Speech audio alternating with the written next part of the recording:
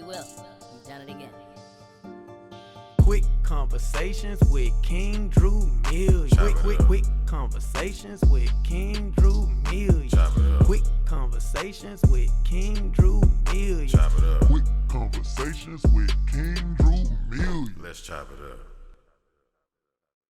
What's happening, family? Welcome to another episode of Quick Conversation with King Drew Millions. It's your boy, Mr. Quick. And I'm King Drew Millions. And this episode is being brought to you by the Professional Brand and the Hive, where your visions get elevated. Yeah.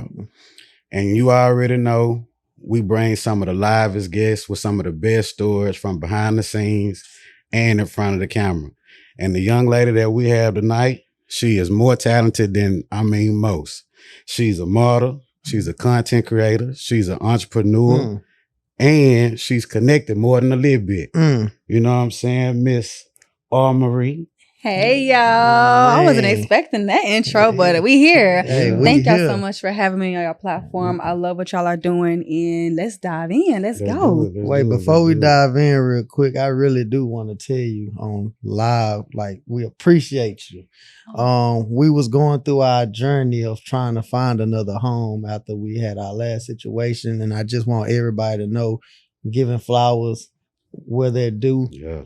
Y'all have treated us professionally. Y'all have treated us respectfully. Like here at the Hive, you and everybody else you affiliated with, thank you.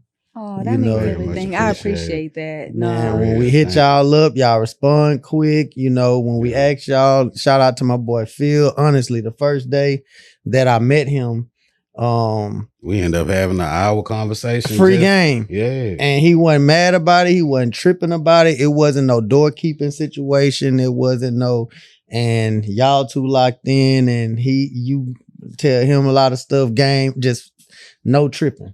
And we appreciate that. This is our thank you to the Hive. No, I appreciate that 100%. Like, y'all are very authentic, and to know that we make y'all feel welcomed and we treat y'all like family, that means everything. You know, that's a part of what I do. So thank you. I appreciate that. Appreciate y'all the realest. No, you the realest. and look, I'm gonna tell y'all later on in this interview why I feel like she one of the realest. Hey, all right. Well, let me do my part, man. We're gonna go ahead and go to the beginning. So, where you from? I'm from Houston, Texas, East Side, baby. East Side, man. Hold on, man. Let me give a shout out to the East Side, bro. The East lately, everything we've been doing on this podcast journey, all the social media, all the networking. East Side been holding it down. That's what's up. I'm not gonna lie. I'm not a hater, man. I'm gonna keep it a buck with you. North Side, South Side, I don't know, West Side. We gotta step it up, man. East Side is one of Houston's best kept secrets. Man. You know what I'm saying? Because it's tucked off and ducked off. Y'all stay to y'allself. You know what I'm saying? Until y'all decide to branch out. Y'all right by the ship channel. You know what I'm saying? Y'all the vessel going to Louisiana. You know what I'm saying? Yeah. So I mean, y'all got some connects that really just don't, you know what I'm saying, pop out like time. Yeah, shout out to in the cut. Yeah, shout out to the East Side. So what high school you went to? North Shore. Oh, you went to, see what I'm saying? North Shore. Buddy. I skipped there a couple times. Yeah. You say you skipped there? Yeah. So you skipped your school to come to North Shore. Yeah. Come on, that's what's up. No, it's not what's up. The only reason why I ended up getting caught there was because I had my chin strap, and the boys couldn't have facial hair. I was so like, when one of the coaches seen me, he was like, "You ain't shaved today." I'm like, "Huh? Hold up, you don't even go here. Come back here." I just started running. Yeah, and that's how that went. I was infamous for that. I done skipped everywhere: Aldine, Klein Forest, Westfield. Out to go to anybody's school but mine. That is hilarious. Fun fact, I would be with him. I just wouldn't get out the car. I'm like, I don't think we should go in there. So what would you do? Just sit there the whole entire time in the car? My goal was if he come out with some females, I'm in the car. So you was recruiting. You was recruiting. But if he come out running, I never went into school. Right. You just had the car and drive mode ready. Well, no, I wasn't driving. I was in the passenger seat. I'm just riding. I'm thinking he gonna be the getaway driver. Then I come back to the car. He in the same seat he was in Just relaxing. when I left. I'm like, Drew, what's up? Man, you see me running? See you running from a mile away and just still sitting Say, like, man. dang, he in a hurry. When he What's get in going here, I on? know we gonna ride out. Yeah, We been good. For That's how real. we been rocking it. yeah. That's All right. funny. So did you you went to college? Yes, I did. What college you went to? I went to Southern University Okay. in Baton Rouge, Louisiana. Shout out to the boot. Okay. Yeah, What did you yeah. study? I studied mass communications, concentrated in broadcasting. But funny enough, I went in with a major in criminal justice because I thought I wanted to be this big forensics pathologist. I was watching too much First 48. And then I got to college and I quickly realized, like, yeah, this wasn't for me. It wasn't for you. It wasn't for me. So So your actual like vision for yourself as a child was to be in criminal justice? No, ironically, no. I just got the whiff of that because watching too much First 48, Law and Order, Mhm. and then me trying to narrow down, okay, what did I want to do? Mm. You know, but the ironic part about it was when I was young, I always knew that I wanted to be in some form of television or entertainment. But I Okay. just never knew that you can go to school for that. I Mm. would always wonder, how would we get these programs on the television? Like, I mean, I don't mean to share my age, but it's like I had the TVs with the big back, you know? So Mhm. I would always look like, how are they putting that on the TV, you know? Right. And I just always been super busy Right, right. with being in middle school, whether I was dancing or running Mhm. track or always in some form of extracurricular activity. Mm. So I had no idea that there was a such thing as a photojournalism class or being in yearbook or being in production. We Mm. didn't have that. Those academies like North Right. Shore has now. And I was like, let me just do something quick or let me just figure out how to like dive in. I was like, okay, they have criminal justice. And so I dove into criminal justice, but at Southern, they didn't have a forensic science program. Mhm. They were trying to give me the runaround, like, oh, maybe you should major in criminal justice and then minor in biology. Mhm. And then my first year, all of my classes were online. And I was like, okay, well, let me just figure out how that will work. And then my homegirl who ran on the track team, she Mhm. was majoring in mass communications because she wanted to become a radio personality. Okay. And that's when I was like, they have classes for that? That's a whole major for it. And then I switched my major over and I never looked back because I fell in love with all facets of mass communications. Okay, I'm gonna go back just a little bit too. Okay. So, were your so you was raised by both parents? Yeah. Biological parents? Mhm. Okay. Were they had education and stuff, like they pushed that for you? Yeah, so my mom went to Prairie University and my dad. Easy. Oh, You okay. know. Don't have me saying SU. Okay, I'm sorry. I used to skip at PV too, sit in class and everything. There. So she went to PV and my dad, he just, he graduated from high school and then he made his way from Chattanooga, Tennessee down to Houston. You got brothers and sisters? I have 2 older sisters. I'm the baby of 3. Oh, okay. So so you basically had a stable upbringing and had the right guidance, and then you end up going through your journey, getting all the way back to your college where you thought you wanted to do that off of your vision of the TV, but then you got turned into the radio personality. But shoot, that's often how life is though, Drew. You go off into a situation, you thinking something like, oh, I'm gonna do this, I'm gonna do that. Then it's like, you know what? This really not what I want to do. Mm-hmm. Like, you know what I mean? And then you're introduced to a totally different situation. And it's like, you know what? I rock with this. I mean, look how we ended up doing the podcast from podcasting to moving. I mean, just going with the none flow of this life. was the actual initial plan. Yeah. But look where we are now. Second season in. Come on. You know what I'm You saying? know what they say? What they say? You want to make God laugh? Tell him what your plans is. Oh, Right. yeah. Nah, for real. That's a gem drop right there. Because he gonna show you what his plan is. Quick, Yeah. fast, in a hurry. So you jumped Seriously. into radio personality off of your friend, and that's what you started studying, and that's what you got your degree in.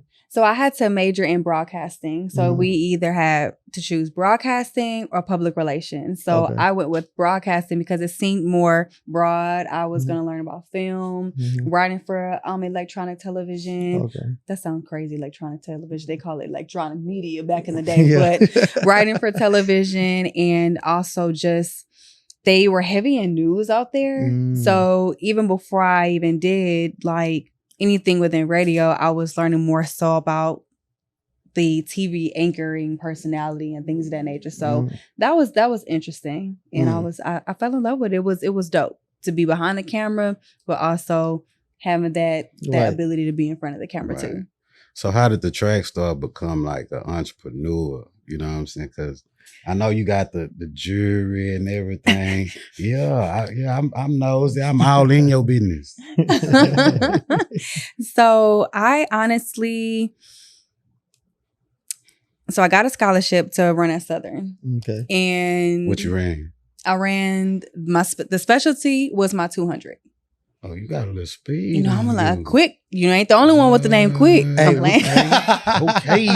Hey, we need to do that. What's that that thing that challenge now where What? the cop hop out the car and chase somebody to see if they can catch them? Ooh, that would be That's a challenge? interesting. Yeah, that's a whole challenge. You know what I'm talking about? I seen it. I don't know it was a challenge. I So saw it's that like, a couple did it. I'm a cop. Mhm. So, and like if you know it's like a friend or a family member, the challenge is, can I catch her? So I hop out the car in uniform and then run after her and see if I can catch her.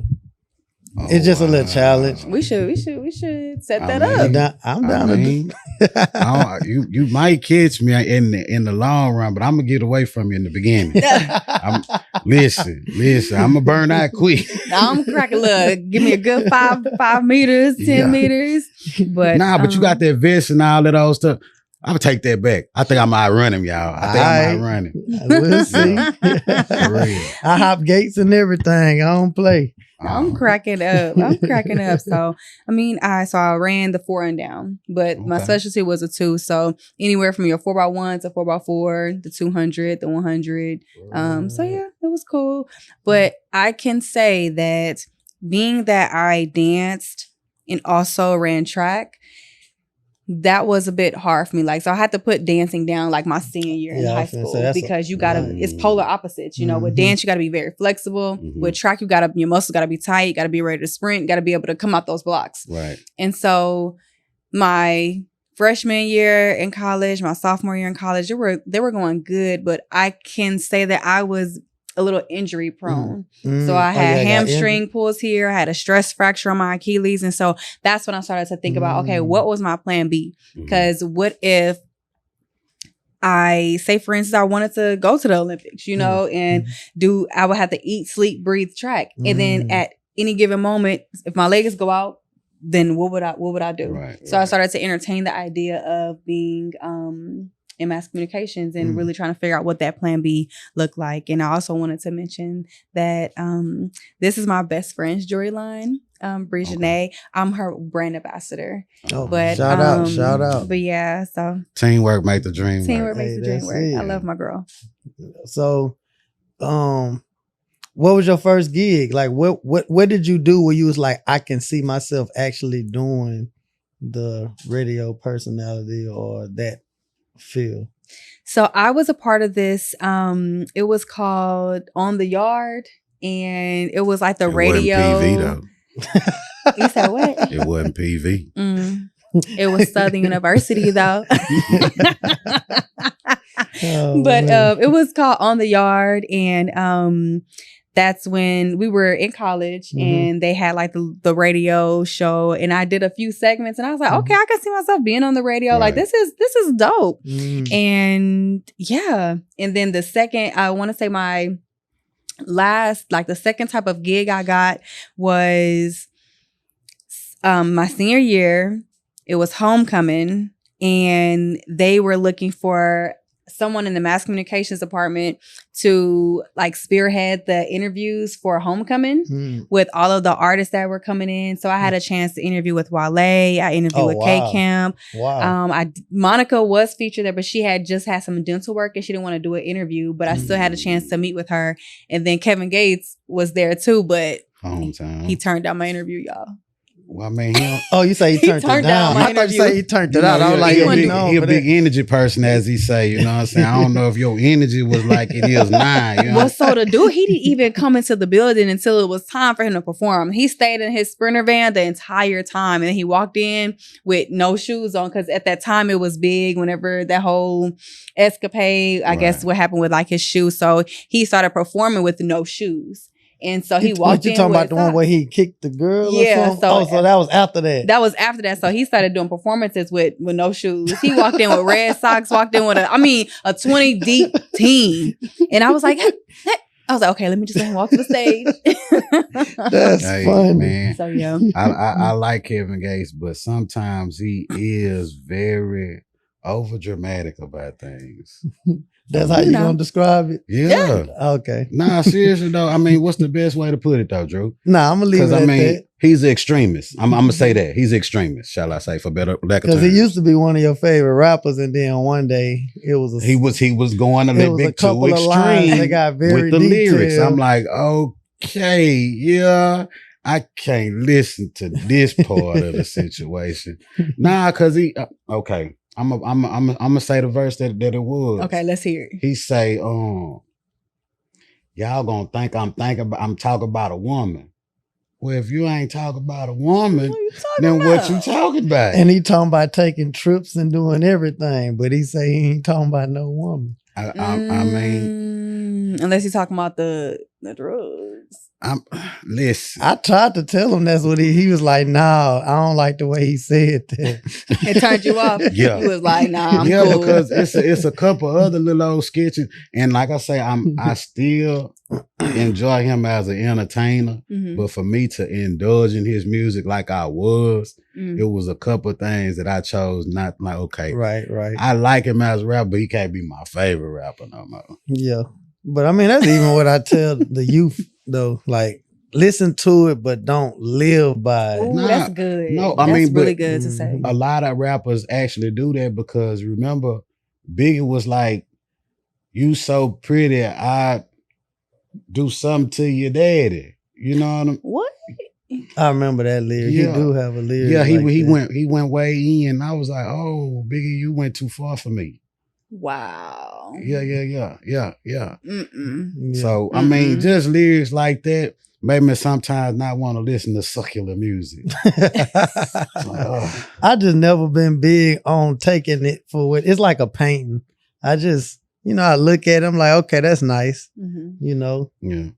I got paintings on my wall where I'm like, the overall concept is nice, but this little corner over here a little weird. Yeah. You know what I'm saying? All is in the eyes of the beholder. Right, Mhm. right. But it's interesting that you brought it up, the fact that you tell people don't live by it because so many individuals Mhm. live by it. Even our young ladies, you'd be Mhm. surprised to see just the what do you call it? The thought aftermath, the thought music, and just the aftermath of what that music has bred. Yeah. Like I was working at a community college one time and I walked into the stall and I saw and you would think that we're in college, who's still writing on the restroom walls or who's still writing on the restroom doors. But one, and no disrespect or anything, but I'm just gonna call it how it is. It is what it is. Right. I saw this message that said, I want to drop out of school and become a stripper and rap like Cardi B.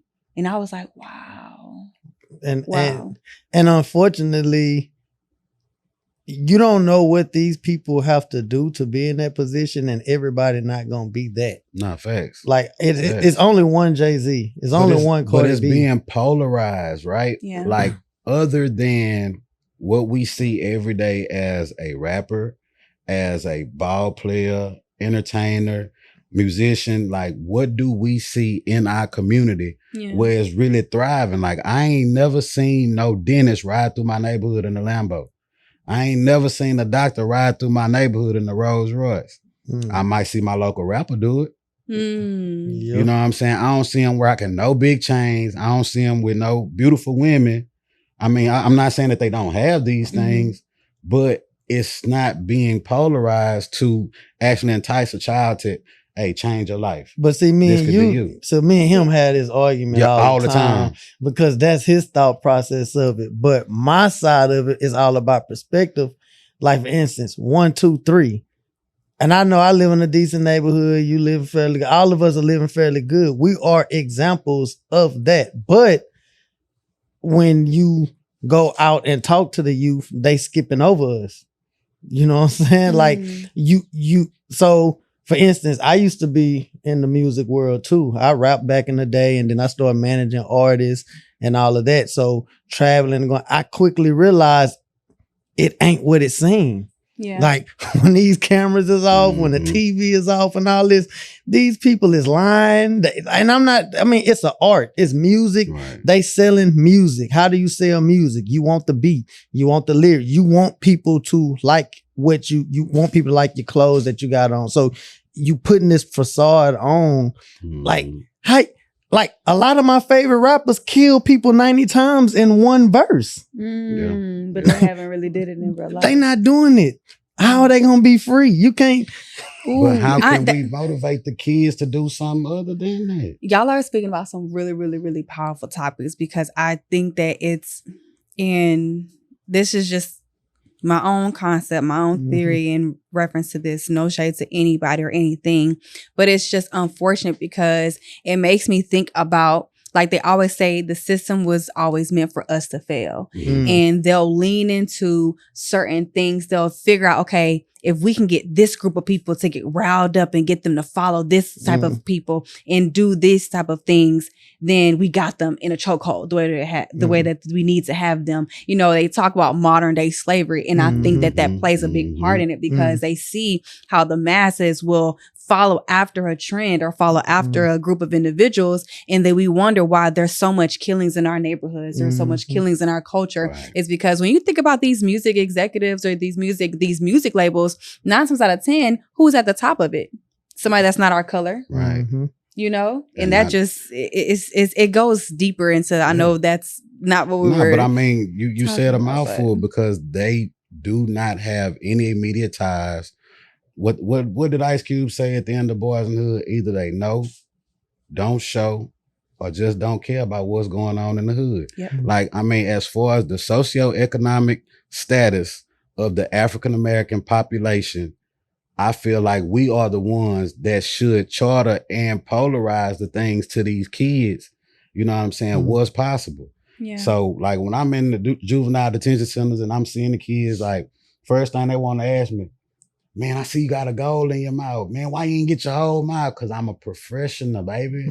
I'm fresh and professional. I love that. You know what I'm saying? That's what the whole brand is about. Like, if you see me, you know what I'm saying? You know me, you know what I done, you know what I do. But as for right now, I'm Mr. G. Love that. How you doing, young man? Let's talk about this. You know what I mean? Like, and I think that we need more of that. Cause I think when you first became an officer, right? Yeah. We had the conversation.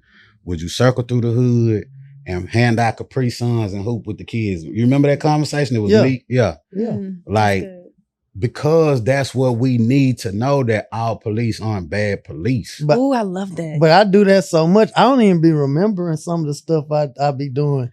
Like, I do that. Like, and I ain't gonna lie, it be so crazy. Like one day I'm riding through my neighborhood that I patrol, like 10 kids outside playing basketball. I roll the window down. I say, hey, the next person, they were just chilling. As I'm riding down the street, I see them just playing around. Boom, just whatever. I roll the window down. I say, hey, next person, make the shot. I got $20. If I tell you these people these kids about to kill each other, I'm talking about they pushing and shoving. I'm in the car laughing and they throwing it, and it's crazy. They were missing. I'm like, so finally they missing. That's Finally, good. one dude made it, and he was like, "Where my money at?" Boom. But I swear, every day after that, they see me, hey, we want to shoot. I'm like, man, I'm not finna give y'all my whole pocketbook, bro. Like, but I do that. I've been in the gas station before. I remember one day a dude came in the gas station with $5. And then he said, man, I'm gonna put $5 on 1 or 2, whatever pump. Then I looked out, he had a little kid in the car. And I was like, bro, you just gonna put 5? That's all I got, officer. Hey, man, put 20 on his tank. You know, but you don't see that. And that's why that's my problem is, you don't, even with the media, so when I became a cop, It was during George Floyd, Donald Trump, Black Lives Matter. 2020 is when I got released solo to be a cop. That even officers that been officers for years was like, this is the worst time we ever seen it with so much stuff going on in the world at one time. But people was calling me, of course, family members and friends checking. I'm like, it's not what y'all see on TV though. Right. You know what I'm saying? Y'all see on TV all of this stuff. That's not happening. If that was really happening every day, it'd be chaos. I'm like, you have certain areas. And then I say this too, even with media and stuff. I'm not going to put certain people names out there because I don't even want to beef with these certain people. But I do like security and all that stuff on the side. I've had situations where some of these people that protect black rights, it's all cameras, bro. You know what I'm saying?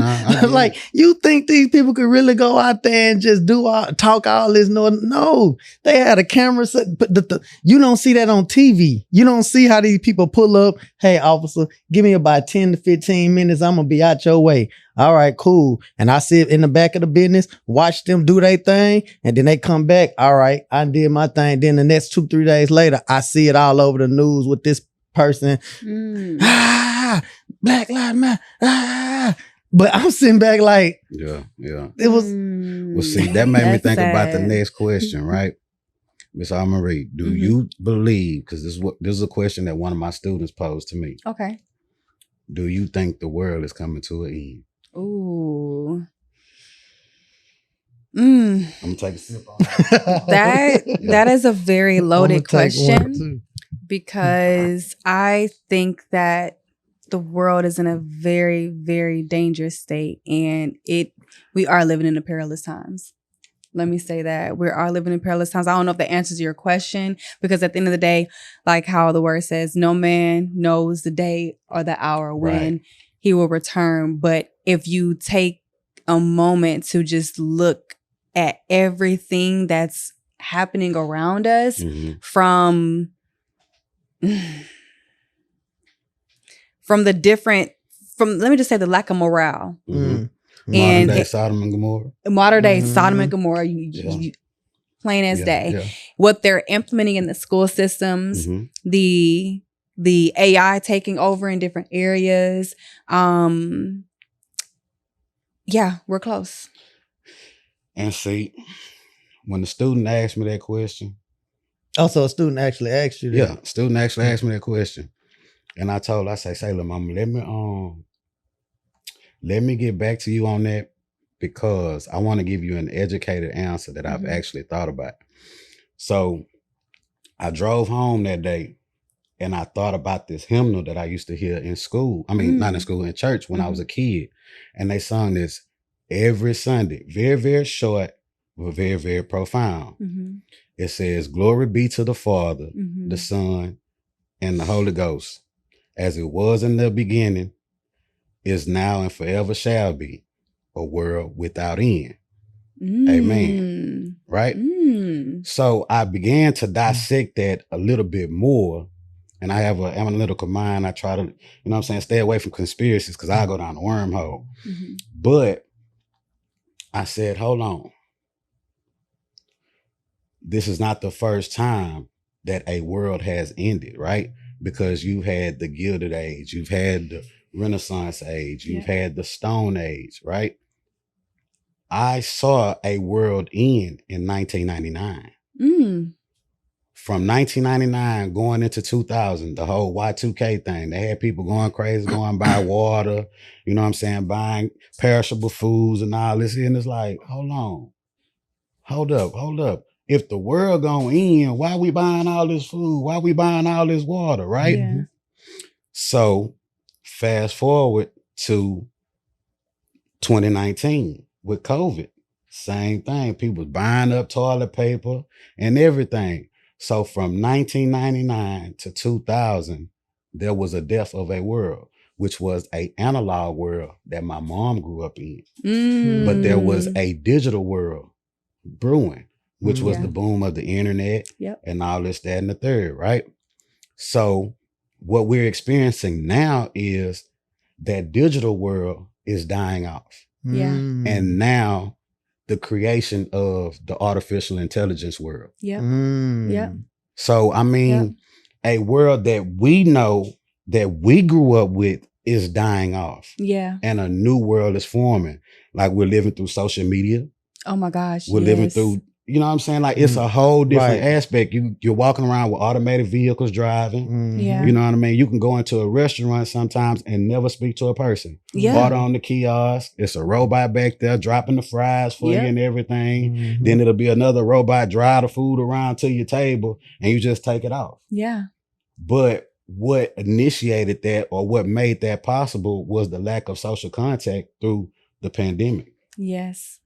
So that's just my take on it. I don't even You know what to Yeah. say right now, bro. I feel where you're coming from. Like that's some seriously. deep stuff right there. It really is. And it's something that is like a bittersweet. And the reason why I say bittersweet, and I hope I'm using the right terminology, is that, you know, we have to be aware and we have to be educated on it, but we have to understand that we cannot lose our human intelligence, our emotional intelligence in the midst of it, and still have those different traits, because we want to be able to utilize it, but at the end of the day, utilize it with discretion. Right. You know, don't completely rely on it. You know, I remember this, I can't remember exactly where it came from, but it was this gentleman, he made a joke and he said that this woman had bought this smart home, and in the smart home, everything was artificial intelligence. You can turn the oven on with a click of a button. You could change the temperature with a click of a button. You can lock your whole house down with a click of a button. And they were saying that you shouldn't trust that, because at any given moment it can malfunction and can set your whole house on fire. You know, or like even with the recent story that came out, a gentleman got into a car accident he was in the Cybertruck.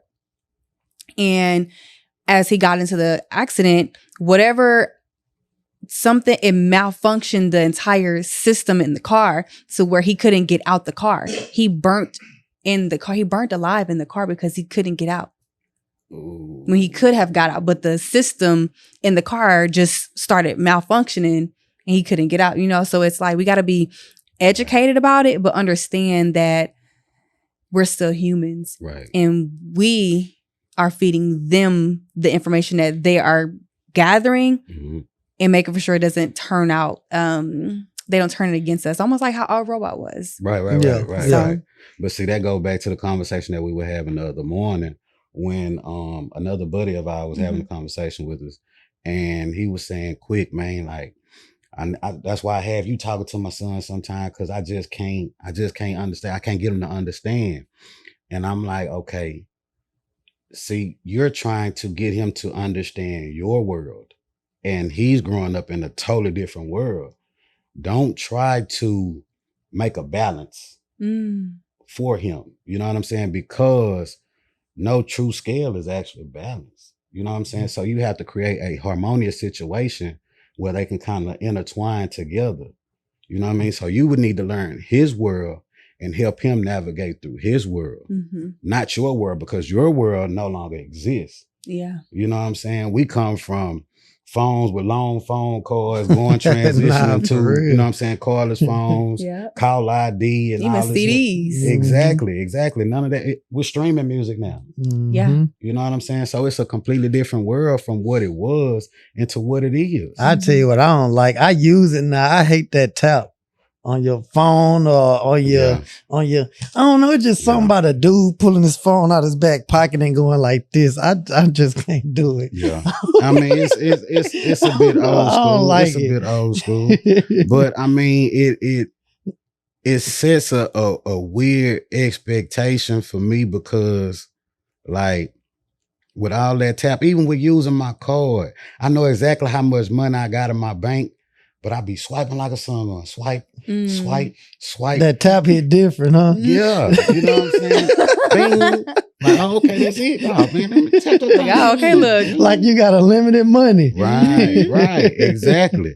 Speaking of unlimited money. Okay. Dollar bill. You being a lady, right? Okay. Okay. And I've been wanting to ask a lady this for a minute, so I'm glad I got you on here. Oh, You know what snap. I'm saying? You're a beautiful lady, so I know I your appreciate DMs that. is jumping and all this, that, and the third. But is there a difference between tricking and being a provider and just sheer chivalry? Yes, there is a difference. Okay. There is a difference, in my opinion, between tricking and pure chivalry and just someone providing. All I can think about is that song. It ain't tricking if you got it or whatever. Okay? You can have whatever you like. Right? Yeah. That's a very, very interesting topic because now we live in this age where that has become normalized. Tricking has become normalized, unfortunately. Right. And you have a lot of women who will literally do something seriously strange for a piece of change, or they'll demoralize themselves, or they'll completely throw all of their beliefs or their morals out the window just because they want to have X, Y, and Z paid. But it's unfortunate that I go back to the songs that we were talking about earlier, how it's in the music. You know what I'm saying? I mean, Beyonce said bills, bills, bills. You know, and it was so Oh, to the left. You know, it's so funny. It wasn't until maybe like 7 months ago that somebody brought that to my perspective, because I was talking about how one of the girls is talking about, my baby there, whatever the case is, she was saying. And they had mentioned that, did you know that back in the day when Beyonce was talking about bills, bills, bills, Yeah. and to the left, do you know what she's actually talking about? And I just sat there and I was like, dang, you know, it's so crazy how you can get so lost in the melody, you don't even know what somebody's saying. Well, I don't think what that. she was saying, dude.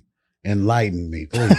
Because it definitely went over my head. She was just pretty much saying to the left, like everything you own in a box to the left in the closet, that's my stuff. Yes, if I bought it, please don't touch. Like pretty much saying like, okay, I don't know. Hey, in I don't modern know. day It's- terms, brokey. I mean, because the you other gotta song pack- I mentioned, If I can't almost pay my bill, Can't pay my telephone bills, can't pay my automobiles, then maybe we can chill. I don't think you do. So me and you are through. Dun-dun-dun-dun-dun. Exactly. Yeah. So that sets a weird expectation when it comes to dating. And Yep. sometimes, like, as a young man, you know what I'm saying? Like, okay. And I think that further pushes the narrative for young men to go out here and do some of these crazy things, because you want a man to be established. You want a man to be experienced. And how exactly can a young man at the same age as you have all this experience, have all this money, without doing something that might be frowned upon? I ain't saying it ain't some entrepreneurial spirits that, you know what I mean, started a landscaping business as a kid, might have started a lemonade stand and transitioning into something else. Mhm. I ain't saying that. I'm talking about them other ones that's just like, man, bro, I don't know how to go get it, so I'm finna go take it. And that's interesting because it's like, I didn't even think about it from that perspective. Like the women would essentially entice a man to like make him feel like, oh, I gotta go do this because she making me feel like X, Y, and Z. And I think it's unfortunate that women have become so materialized now. But it's taught to us at a young age, because I mean, like, you gotta think, when I was a little boy, you know what I'm saying, my dad would give me an extra $1 so I can get the cutie a little chocolate milk or something, you feel me? Like, But see, that I feel like that's different though. You know what I'm saying? Like no, that's when like, you get older, the expectations change. It ain't chocolate milk no more. Yeah, But, I mean, now that's you're buying true. a chocolate car. but that's true. But then that's why you have to use your discernment, your discretion to know if this is a woman that's leeching off of you, or if Right. this is somebody who actually genuinely cares about you. Because there's nothing wrong with providing gifts Vision get blurry or- and cloudy.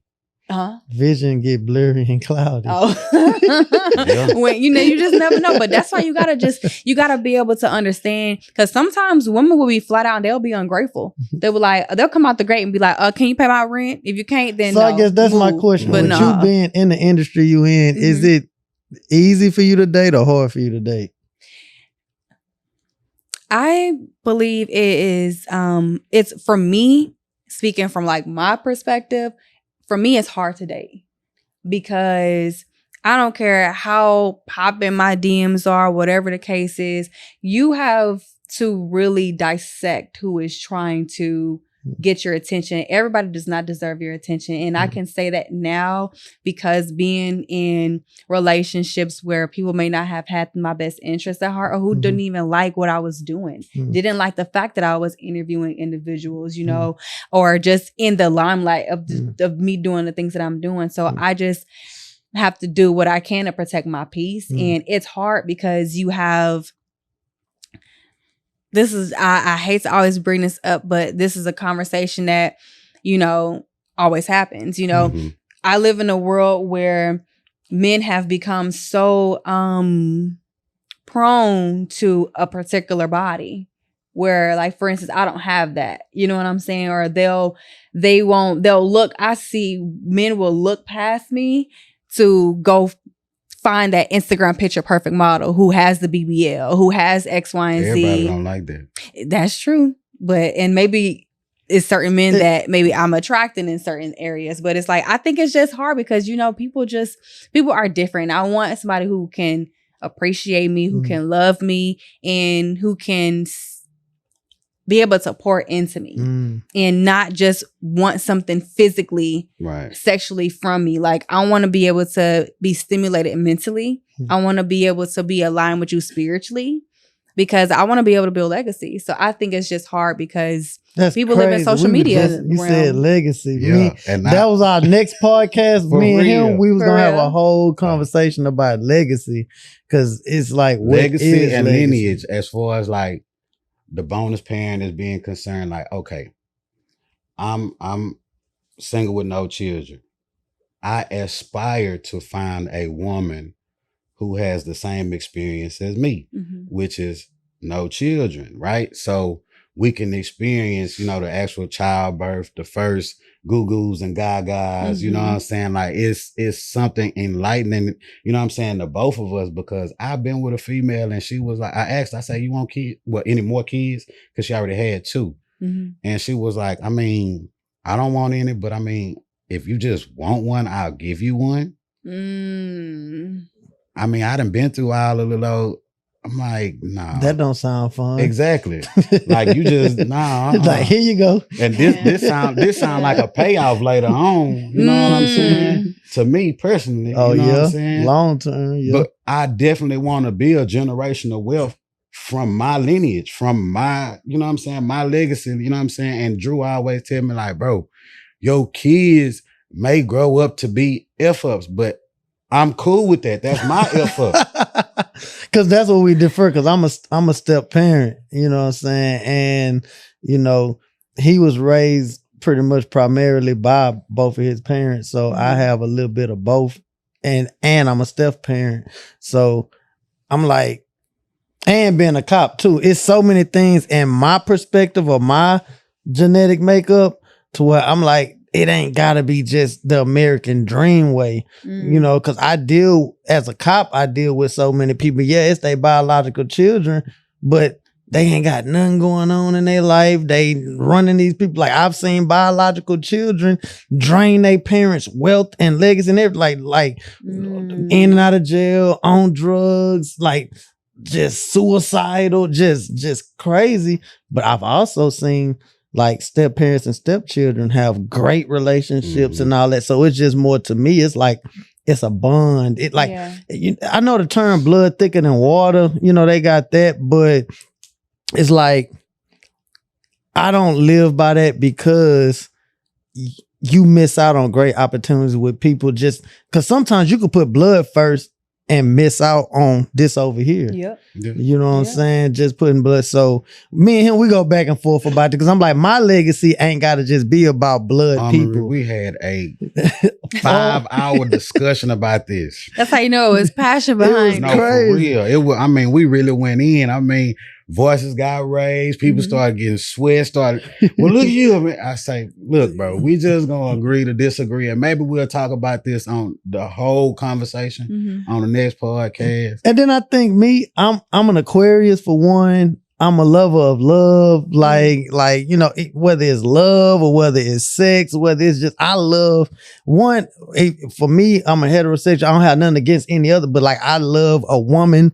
I love everything about love. So that's why I kind of defer with my friends and stuff too, because I'm like, no, because okay, and I love women too, and you already know I got a specific coworker that tells me this all the time. She say, "G, I don't know, it's just something about you, like you can find anything attractive about a woman. Like, no, she may not be the one that everybody likes, but I mean, she got some cute ears. You know what I'm saying? I mean, but that means you're very intentional. You paying attention. Right. I'm looking at everything like, dang, okay. Her leg proportion just perfectly. I see the little old calf must die to the ankles. I see little anklet, toe rings. I see you, baby. You know, I'm looking at all that. Okay. So so me, I go past the problems too. I guess that's me. Cause he'll look at the heels and then once she start acting crazy, like I can't do it. I'm like, whoa. She's still a good woman though. It's something in there. You know, she'll look crazy, but she clean up her house every day. You know, like, you know, she might be a mental patient, but she take care of her kids. Might be a You know what? It may take you to just pour into her to get her back on track. Now, my child will be half somebody else, so my child half crazy. Hey man, it is what it is. You know, Might have some, you know, it's a lot of good stuff come out. It's a lot of blessings come out of some messed up situations. True. That's true. True. That's true. I mean, like you said, I mean, if my child is a mess up, I can willingly accept that, but my duty is to provide the best network that I possibly can as a foundation for him to use it as a platform. Because, and a counselor had asked me this before. He said, "Man, you talk so highly of your father." I say, "Yeah, because he taught me everything I know." And he asked me, say, "Do you think you better than your father?" I told him no. He said, "Wow." I say, "Because like he a man just like I am. He put his pants on one leg at a time just like I do. And he taught me everything that I know. So I give him nothing but the utmost respect for that." He say, "But don't you think he created you to be the 2.0 version of him? He wants you to be greater than him." And I was like, I never thought about it like that. That's deep. Like he good, but he want me to be great. Dun, dun, dun. You know what I'm saying? So I only want that for my son. You know what I'm saying? Because I remember my dad taking me to see Minister Louis Farrakhan.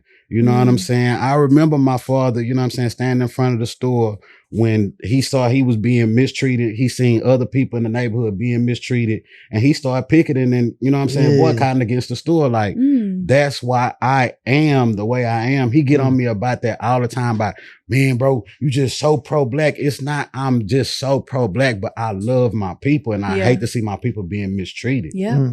You know what I'm saying? That's why I would love to see a completely self-sustainable community in the proximity of Houston. Yeah. It doesn't have to be all black, Drew, but you know what I'm saying, majority black, you know what I'm saying, where we feed off of the community. Like we're spending money with I say black and brown farmers, you know what I'm saying, that's going off into this black and brown grocery store, and people that are working there, shopping there, you know what I'm saying, like look like you, talk like you, share some of the same background as you, because that is one of the problems in our community. It's a lack of resources. Yep. So if we had resources and things to feed off of, then we possibly could build a greater community. And because that's what happened in Tulsa, Oklahoma. It was a completely self-sustained community that was burned down shortly after slavery ended in 1865. Well, 1863 was when it ended, but the Emancipation Proclamation, and we actually caught wind of it here in Texas in 1865. Wow. But Tulsa, Oklahoma was in the 1920s. Which is a short 60 years. That's one generation. Yeah. So we built our own school system. We built our own railway system, bus systems, and everything within a 60-year span. Yeah. why is it that we can't have a Baldwin Hills or a Buckhead here in Houston, Texas? And that's Yeah. what me and him Yeah, disagree I agree. at. Cause I just be like, bro, I done helped too many people of my color that have let me down. So it's not that. And then two, my perspective is I'm also a lover of people. Like that's something that my mom used to get on me a lot when I was younger, because she used to tell me, like, probably when I was 6 or 7 years old, that's when it got real. And she just used to start telling me it's rules for them and it's rules for us. Right. And I hated that. I used to be like, I hated when she used to always have to put me on this, which I get it as a black parent. You have to give these guidelines of how to teach your black child how to grow up in a world where they may be hated upon or things may not be the same way for them as other people. So I had to get these lessons. And I used to always be like, but I'm not going to have that problem. I'm going to be better than that. And she looking at me like, you just don't get it. But even to this day, like, I personally haven't experienced it to that extent to want to actually fight that journey. So you've never been followed around the store or anything like that? Not that I know of. To be honest with you, I could be naive or oblivious to it, but I don't live my life looking at what other, like, if you follow me around the store, I'm not looking for you. I'm looking for what I want. And if I'm looking back and I see somebody, you know what I'm saying? And that's what me and him go against. I'm the type of person, like, I'm not gonna say I'm not scared of nothing, but I approach people. Like, hey, bro, you following me around? Oh, no. Oh, okay. So if that was the case, you ain't following me no more. Like, he know. Like, But you just got upset the other day when we went to the store over there for whatchamdome, and the lady was like, but that wasn't time out. I know where you're going with this, but that wasn't a race issue, and that's my problem too. People make everything a race issue. So we went to the store the other day to buy some clothes. They said that no return. They didn't have no return. It was no return. You can exchange, but there is no dressing room. Right. They don't have a dressing room, which because of COVID, you know what I'm saying? A lot of places nowadays, you have to pretty much buy as is, but they say you can return it, but you don't get your money back. You have to exchange it. And we go there to buy clothes a lot as far as business go. But I was telling him I'm frustrated with coming here because the way, you know, I like my clothes to fit and stuff. I like to try things on and but that wasn't a race issue though. Like, I understand the difference between a issue and a race issue. You know, like a race issue meaning you only treat me like this because of my color. And so, you know, even when you're coming up to success, like where the world is coming to now, to be honest with you, it's money. It's not a race no more. Either you got it or you don't. That's really what we living in. So you don't think there's an issue with like interracial dating? Like, how you feel about that? No, we just because he said you can't be pro-black and date outside your race. I don't respect it. If you say you Miss Ma'am, pro-black, what you think, Miss Ma'am? Come on. Can I be pro-black and still date outside my race? Mhm. I think that's a tough one because you are essentially undoing what you're supposed to be representing. Am I correct? Because being pro-black is you don't want to date outside your race. You don't want to build a lineage. You don't want to build a legacy with anyone else other than with someone who's black. He said, what if they doing it for the ancestors? It's for my people. You know, say, man, that ain't no get back, you know. Nah, it's funny to talk about, but in reality, you at that point, you're not pro-black though. I mean, I could still want the best for my people, but let's dissect then. Let's dissect what that is. And okay, what exactly is being pro-black? Well, so you got to ask him because he the one that always calls me pro-black. Okay, so what's pro-black? I'm gonna tell you what was funny to me. When I was going through a real hard breakup, I got into that red pill, blue pill thing with the men where they be talking about man masculinity and all of this stuff. Like, They just have all this stuff on YouTube about, you know, how to like not tricking on women and not letting women control you. So I got into this loophole of this stuff. But to fast forward, I was watching The Chi one day, and they had a snippet. It was a snippet, like a little joke about it. They had one of the main characters on there, Emmett. He got into it, like that lifestyle. And he was like, man, you know what? I ain't talking to no more women. Like on that Kevin Gates stuff, I'm practicing semen retention because he watching this stuff on YouTube. Well, then he go into a restaurant one day to eat. And the dude that he be watching walk in there. Not only do he have a gal, his gal white. And he like, bro, you know what I'm saying? Like, you on there talking about black power, semen retention. He was like, bro, I'm doing that for money, bro. Like, what are you talking about? That's not my real life. But like, to say that, like, it goes back to what I was saying earlier about I see behind the scenes a lot. You know, even with you, with your profession, we see a lot of behind the scenes. We see what really is what it is. So I look past what you telling me on here. And that's why I tell you what I like about our podcast. I want to know the real you. Yeah. Like, who are you? Where you come from? What you been through? I want to, because people will tell you they, oh, this or oh, that. But then when you really see them behind the scenes, because like, I'm trying to see if I really want to say this on. Well, I'm gonna say it. I want to hear her take on this pro-black situation. It ain't bad because I'm saying this, right? One day me and him was having this conversation and I got real serious about it. I said, bro, it's not just the fact that I'm not pro-black. It's even with gangs, right? When I was growing up and gangs was heavy. I thought about joining the gang at one time, but what really confused me about joining the gang, I was getting into with my partners because the people I was hanging with was Crips, but then they started hanging around Bloods. I'm like, bro, what is the purpose? If I'm a Crip, I'm banging on Bloods. I don't think like that. Like, I'm riding for this. I don't like red. I'm banging on them. They're like, bro, you tripping, bro. Like, it's politics too. And I'm like, nah, I don't want to do it because like y'all silly. You know what I'm saying? Yeah. And one day me and him was at his house in the garage and I say, it's not that I ain't pro-black.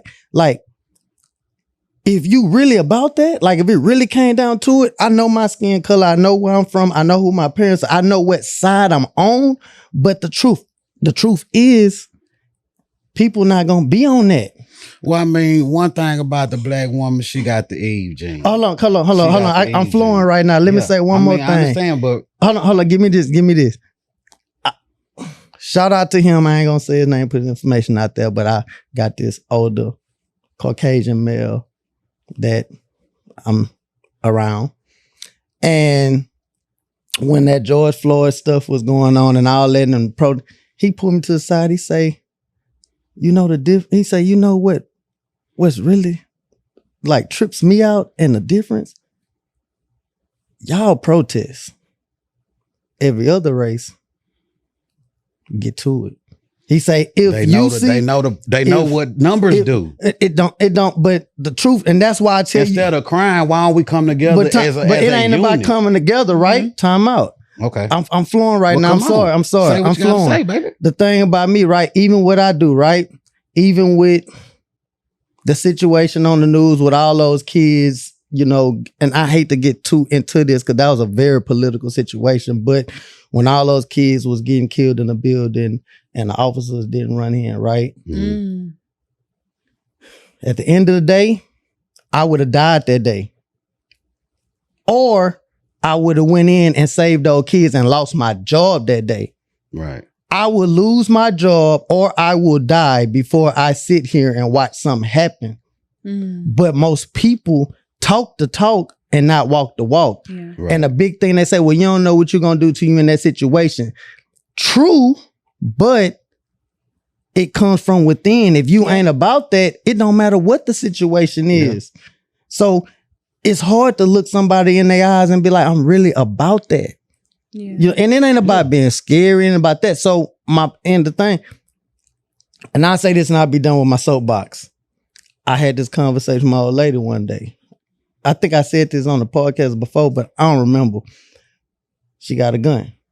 Mom, why you don't ever carry a gun? Oh boy, I don't need that. Mom, carry your gun. You got a gun. Woo woo. God got me. And I sat her down and said, Mama, I'm not telling you to go against your religion. I'm not telling you not to be a believer. But the thing about us, that's what separates us from a lot of other religions too. A lot of other people in the world too. Religion and love. Our thing is, God gonna take care of you. I love you. I ain't gonna do this. But the other people, I'll figure it out at the end. So like, we are built with love, built with spirituality, built with compassion. So I can sit here and do you wrong. I can kill your family member. I could rape you. I could do all that. At the end of the day, our people, baby, go pray about it. Yeah. But we getting away from the question that I initially asked her about as far as being pro-black. Do you think you can date outside of your nationality and still be pro-black?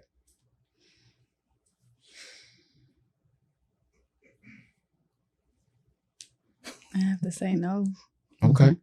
I have to say no.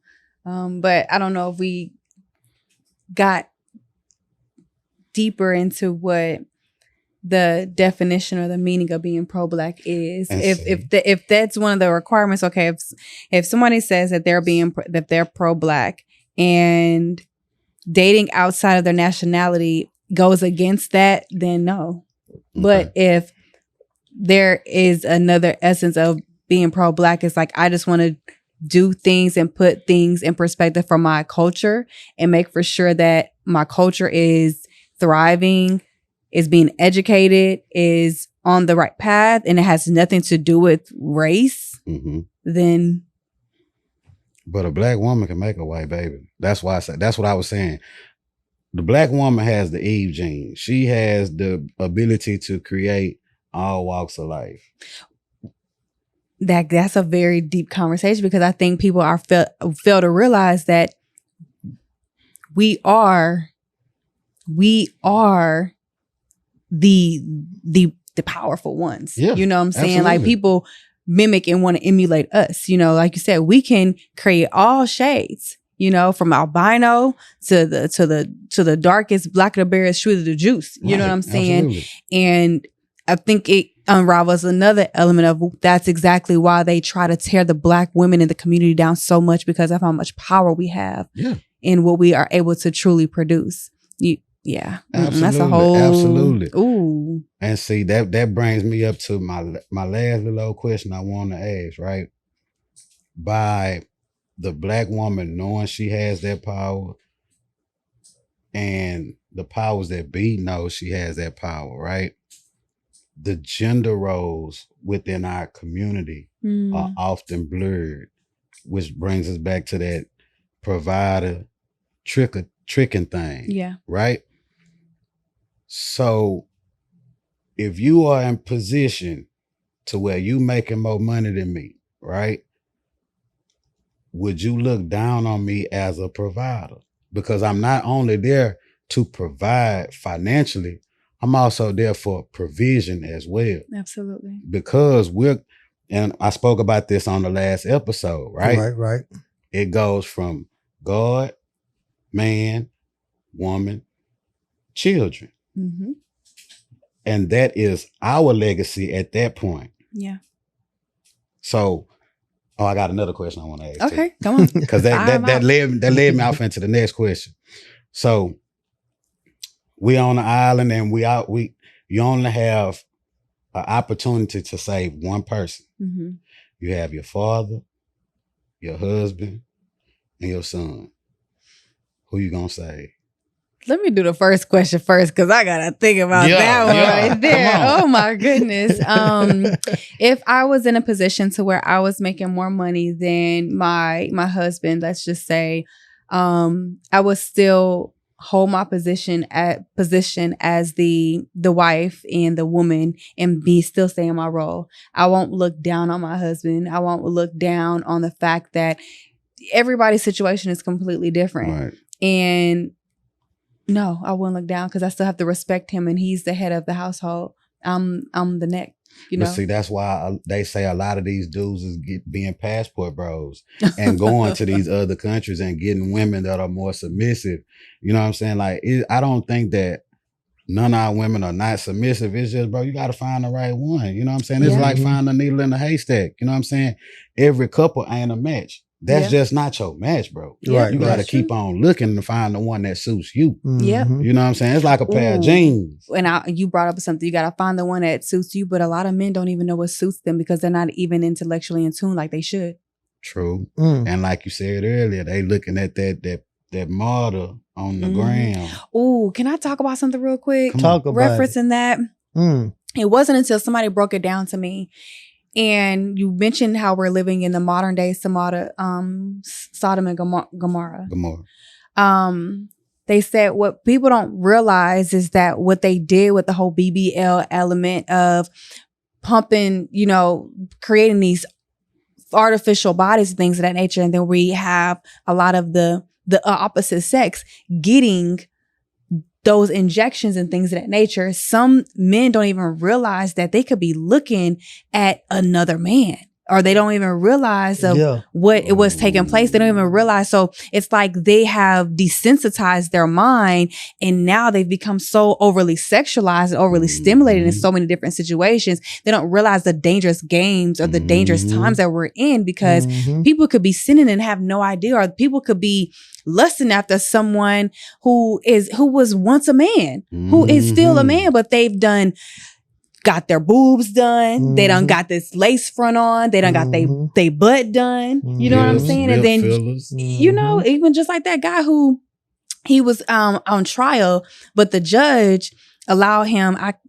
Look, y'all know more than me because y'all in this element, so y'all know the terminology. But he got off of his charge. He was set free because there was a person that he was entertaining, and at the end of the day, whenever they were done, I guess being intimate with each other, the person had opened up and said that they were a man, and he retaliated. He killed them.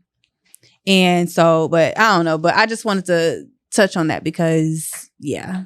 Hold on. Nah, because my question is this. You done been intimate with this individual, and you ain't feeling around, you know what I'm saying? Like, you have people who do the sex changes. If they have things that are tucked, or you could be, but that goes to the point of being so desensitized. You over here just going off of whether that be text messages or going off of what you see, you having fun, and somebody can be like, "Oh no, we're not doing anything. I'm abstaining for X, Y, and Z. I'm not ready to go that way yet." And somebody could be respecting that, and then when you get down and dirty and somebody performs a sexual act on you, once it's done, and then they decide to, see, that's scary. It going to that point. It's a scary and it's a dangerous time that we're living in, and they don't even understand. People don't understand what that whole element was. And I know I went on my rant a little bit, but I want to say this too. I'm a believer. I've been a believer. Been baptized. Grew up in the church. I think that's what my issue is too. I'm not. In the Bible it say, don't live in the world or whatever. You're in the world, but don't be of the world. Right. And I think that's where my disconnect with so much, like I don't have a prejudice. I ain't gonna say prejudice because everybody has some form of prejudice, but like I see people. Yeah. Like I don't see color. I get it. You black or you white or you this color. I don't judge people off that. So, I've been blessed to have, everybody don't have that. And I think that's what also makes me good at my profession, because I'm not seeing that. Like I see things for situations. Like I see people heart, see people mind. I think I've said this before, but I'm gonna say it again. Like when I first got in the profession, one of my leaderships was like, I'll let you make it for a mistake of the heart, but I'll fire you and disown you for a mistake of the mind. You know what I'm saying? So if you consciously think about doing something you ain't supposed to do, and I could prove that, we ain't rocking with you. But if you like, hey, in my best interest or your best interest or anybody, like I did this off of what I felt needed to be done. Okay, we could figure this out. Let's see what really happened. But the whole thing that y'all talking about too, if you believe, and I ain't trying to tell somebody what to believe, who to believe, and how to go about their faith, but in this world, if you in tune with yourself and you in tune with the word and all that, I don't walk with that side of the life. You know what I'm saying? I could party with the sinners, but I ain't like, you know, I could be around, but I guess also what I do, what he do and we do for a daily living, I'm at the bottom. I deal with the bottom of life. Yeah. I don't get called out when people are having a pool party, having a time of their life at the back. I get called out when the pool party, it didn't went bad. Yeah. You know what I'm saying? So I have to deal with the evils of the world. So I thank God for what he installed in me to where I can walk through the valley without a shadow of death. You know, the whole, like, it don't. So for all of that to be going on in the world now, that's why it's very important for us to teach our children and talk to each other about being prepared and being saved and being know what's going on. Like, you know, I don't think that would happened to me. Well, one, now I'm married, so I shouldn't, like, if I get caught on the news was in a situation like that, like, I'm totally out of pocket. You know what I'm saying? And for the people that are not in a committed relationship, like, if you believe in all that, it's certain places you shouldn't go. Like, you know, like energy, you know how you around somewhere and you just going through something and you just get up and leave, or people, like, you should feel it. Like, you should just know, like, this ain't right. Yeah. You know what I'm saying? Like, I'm not even finna, like, something about this is off. You know, so when people get to, I didn't know this, I didn't know that. You should know. At some point, something wasn't adding up. Yeah. You know, God was talking to you, life was talking to you, the signs was there. Mm-hmm. You consider, like he said, you went ahead and continue. That's on you. Yeah. You know, because at some point, something inside you let you know that this ain't right. But yeah, I'm just saying that to say, with all that stuff that's going on, and then I'll say that you said something earlier about the whole BBS stuff. I've seen it where I've worked at a club. I see a guy coming out with a chick with a banging body. You can tell she got the whole, you know, like you say, the whole thing going. Walk in. It's more for a show. That's it. I'm just going to be honest with you. And I think the women that do it, I don't know. Maybe we could have a woman up here with one that can give us the whole. But I think it's all for like an image or a show. But I've seen guys come in with one, BBL'd up or body done, beautiful, looking good, head to toe, hair done, nails done, whatever. But I work these clubs so much, I see them routinely coming there with a regular on the back end. Next day, he in here, and I might, if I know him or don't know, I might, hey, oh no, that's my actual gal. Or this my actual lady. I ain't saying it's right, but I'm saying, like, in the back of their mind. That's that down low stuff, man. That dirty up the community. Not the dirty of the community. I'm just saying, you know, I think it's more of a trophy thing. It's, you know, it's man, like, bro, you know, you wear jewelry. Stuff, bro, that back alley stuff is really messing up the front street. But man. I'm not even talking about like a back alley person. I'm just saying, like, even a natural woman, like, I think that some like a car, like I remember when I had my purple BMW, wrapped it. I'd never probably do that again if that's my only car, because I don't want to be out with this every day. Yeah, you know, it's too much attention. You know what I'm saying? Everybody's like, you riding, you just a sore thumb sticking out. So I think even with that type of stuff, you want it for the status quo. Right. But in real time, to go with you saying, like, guys still want real women. Mm-hmm. And most women want the 6 foot, 6-pack with 6 figures. It's a 6 foot, 6-pack, and right? Unfortunately, sad to say, a lot of women do aspire to have that, but Got boys going across the turkey getting leg extensions. You know what I'm What? saying? What? people getting leg Getting extensions. artificial abs. You know, I've heard about the artificial ass, but the leg extension. Yeah. They got What? genital extensions too. You know what? Man, hey, Dang. that's what I'm saying. See, y'all ladies really don't understand the lengths that us men to go to man, we it's men go to some extremes. We gotta do better, women. Seriously, because to hear y'all both say that, it just makes me think about how, man, I know I keep getting longer, and I don't mean to go on a soapbox, but the topic of women giving men the lead way, or not the lead way, the how do I say this to where almost like giving, how should I feel like I'm not saying this correct? I ain't in They're your mind. enabling them. They're enabling men to. Why were you enabled? Well, like, I'm trying so you're saying in a sense of, okay, how men would go to an extent to please a woman and literally will just break their neck just to please a woman in different manners and not even be like genuine inside, or just, I don't know, like it's just Man, sad. you got boys going over there getting hair transplant because ladies are saying, I want a man with dreads. I mean, like it's a whole Nah, that is thing. real. Like them hair implants is men real. are really doing transformations just to, you know what I'm saying? Just to please the woman. Yeah.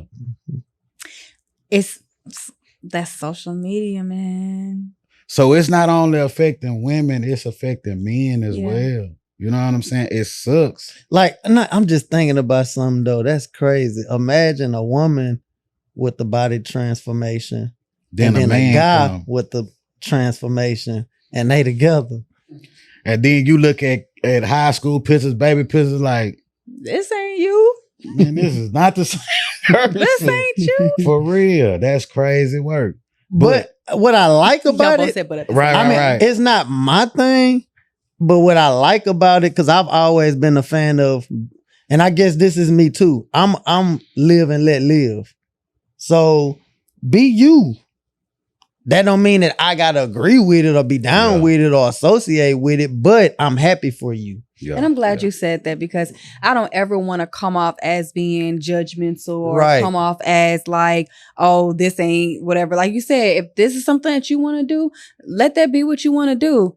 That's just not me and for me or whatever. And that's just is what it is. But Yeah. I'm never like, if y'all know me, like I'm an open person. I'm an open book. I'm a people person.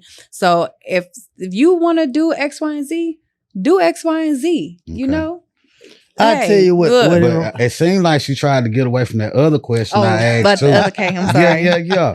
Don't My think bad, I forgot about that. yeah, let's go to the next My question. husband, my daddy, and my son. Yeah. Wow. Yeah. And we on an island. You can only save one. I can only save one. How old is my son? We're not gonna go into the particulars. Yeah, because that's gonna get You know what I'm complicated. saying? Because I know who I'm saving. Well, I know who the I'm saving my woman. I know who the counselor saying- told me to say. I love Who the my counselor told you mama. to say? I'm gonna wait on your I love my Look at mama me because trying she to be lived sweet. her life. You know what I'm saying? I mean, I love my baby, but me and my woman can create another life. And we gonna I'ma wait mourn. till she We answer, gonna then I'ma mourn the tell you death who of the that counselor child told again. me to But I say. mean, you know what I'm saying? Hey, but we asked you the question. That's my answer. What's yours? I love my daddy. But he'll figure it out. He will find a way. I know him, okay? He can start a fire with 2 toothpicks. He'll be good. He will be good. I love you, daddy. My son or my husband. I gotta go with my husband.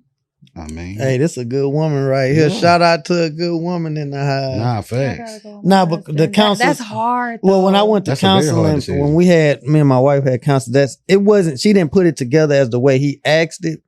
But at the end of the day, and that's the problem within households. You know, marriages usually fail because two people can't understand that if me and you married, nothing else is it's God, me and you.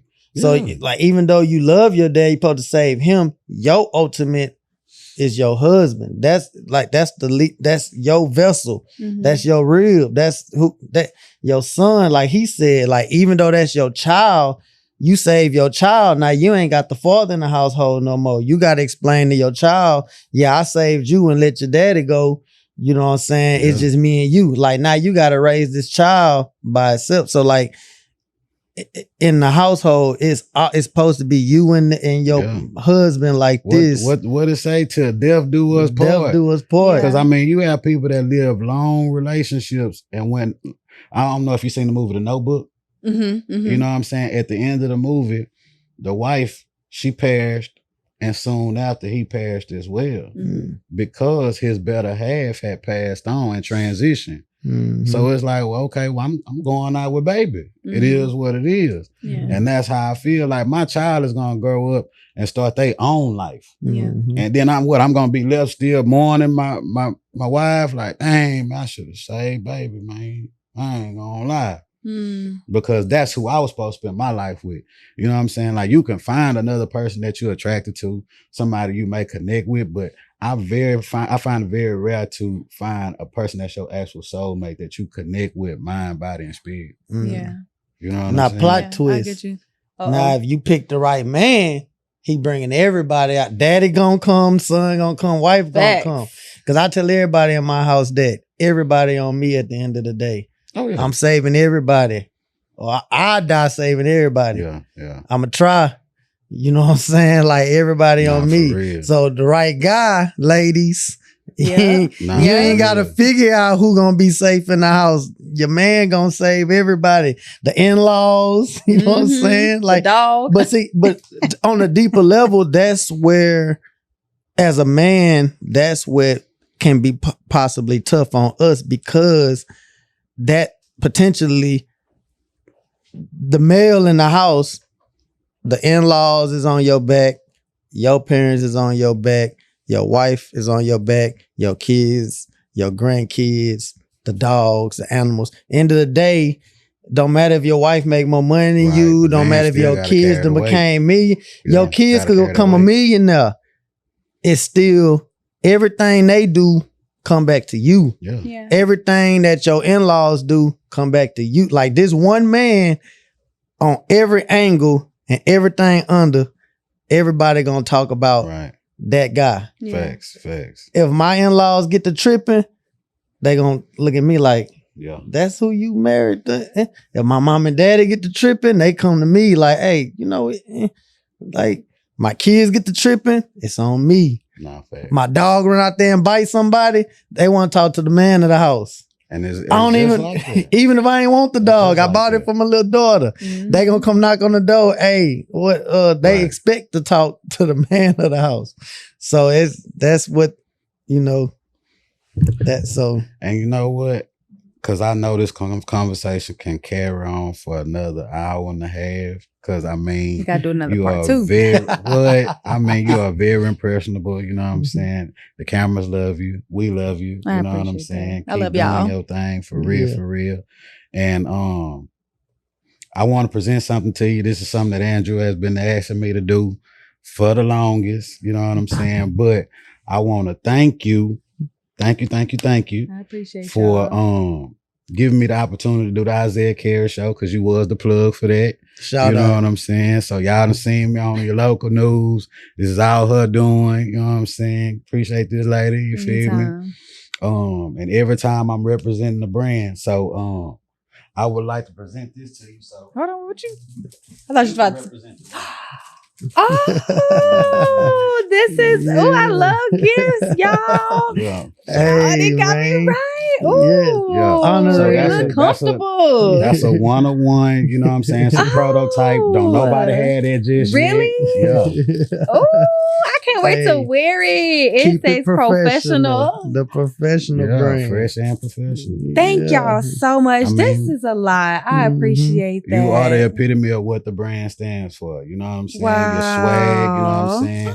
You take care of business, you know what I'm saying? That's everything that we stand for. You I know? appreciate that. And I just For want real, to for say real. that I appreciate everything that y'all are doing with providing this platform for individuals and also what y'all do individually in your lives from in y'all professional careers. Like you pouring into the youth and you, like you were sharing the story about just challenging the guys to whoever can make this shot can win $20. You know, being that we deal with so much police brutality and the negative light that the media puts on it, I appreciate y'all for still sticking to y'all guns and literally standing 10 tones down on what y'all doing and pouring back into the youth, because that means a lot, especially for Black individuals like you all. Like I love that y'all are doing that and inspiring the youth. So Yes, keep ma'am. keep that up because we need that Yes, more ma'am. than ever in this time. So thank y'all. Ooh. You're more than welcome. Oh, So, wow. At the Thank end of you. every episode, we ask our guests Okay. to drop a gem on our Ooh. listeners. Let's What's see. something that you want our listeners to walk away with? I would like everyone to authentically be you. Authentically be you. Live in your purpose and do what you feel God has called you to do. You don't want to get to a certain age and look back and realize that you weren't living a fulfilled, purposeful life. So I would say tap into that. That's I love it. it. I I love like it. I love it. So if you got a big nose, love your big nose. You know what I'm saying? You sniff everything, baby. You feel me? Yeah. You know what I'm What saying? You smell? got big Sorry. ears. That was Learn to love the big ears. You know what I'm saying? Like she say, love you. Yeah. And everyone that receives love from you is an extension for the love that you have for yourself. You know what I'm saying? That's good. So, think I'm gonna leave it with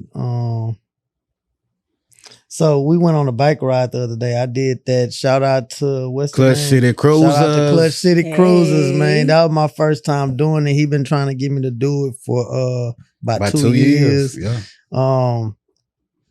And we seen so many beautiful people, man. I mean, all races, all ages, they was out there. I was overwhelmed, honestly. And I kept telling them, like, Yeah. bro, like I'm having an overwhelmed of enjoyment with just seeing a lot of people in the city, probably like 200-300 people come out.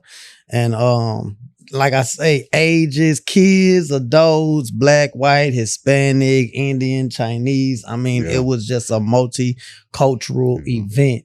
And that's what I like to see. So I guess what I'm gonna leave people with is don't get so caught up on blood. Don't get so caught up on ethnic, gender, or race.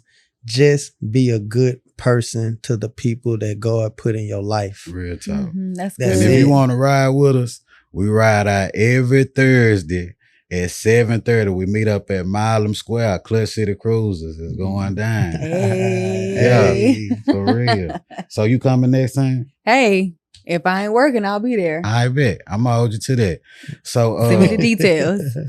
I'm gonna go ahead and conclude it. This your boy, Mr. Quick. And I'm King Drew Millions. And we got Brace Rock in the building. Hey, make sure y'all tap in with me. Tap And we Let's just in. had a quick. Oh, give me your handle real quick so they can follow Okay, you. okay. If y'all want to follow me on Instagram at armory.official. That's ARMOURIE.official. Let's get it. There we go. And we just chopped it up. Hey.